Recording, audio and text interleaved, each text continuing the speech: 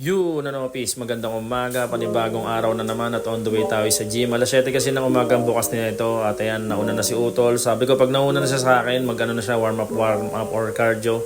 So dito na tayo. So hindi po tayo expert ha, nilalapat ko lang kung ano yung mga natutunan ko sa coach ko nung nagpa-coaching ako nung December, 1 month din yun. At patuloy pa rin naman ako nagsasaliksik, nakakalat lang ang informasyon dyan, nasa sa atin na kung paano natin naaaralin. Ngayon, second week na ni Utol sa pag-gym, so second straight na namin dito. Last week break-in lang sa muscle yung kung ano na yung pinagawa ko sa kanya. Ngayon bibigyan ko na siya ng program. Nag-ano na siya ngayon, nag-chest tsaka back. So ayan, maganda rin pag may kasama ka talaga meron kang spotter at least kasi pag ngalay ka na, maano mo yung kasama mo, maiispatan mo yan tulad ng ginagawa ko. So malaking bagay yan.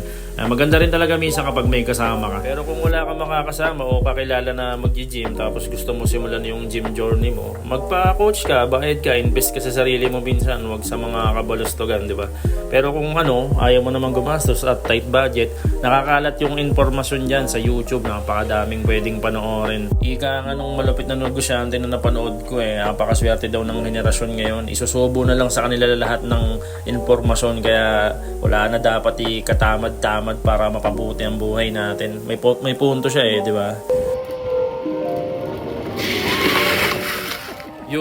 Natid na natin si Riven sa school niya. So, e-bike trip tayo ngayon. Pag hinatid namin si Riven, lahat na talaga kami kasi ginagawa na rin namin banding to Yan, paghatid namin kay Riven, ready ko na rin tong pinakuluan ko na, ininit ko. Ulam namin to kahapon So, marami pa natira. Ito na kakainin namin. Nilagang buto-buto ng baboy na maraming patatas. Kasi nga tawag dito. So, less carbs ako. Mas marami akong kinakain mga ganyan, mga tawag dito sa patatas, yung mga complex carbohydrate. Dito na nga pala tayo sa tindahan at ayan, nakapag-prepare na tayo ng lechong, ang tawag sa amin dyan, LK Kalog, lechong kawali, kanin, itlog. Hindi sinangag yung kanin namin. Tapos, meron din kasamang sisig yan, nagpalagay ng mayonnaise.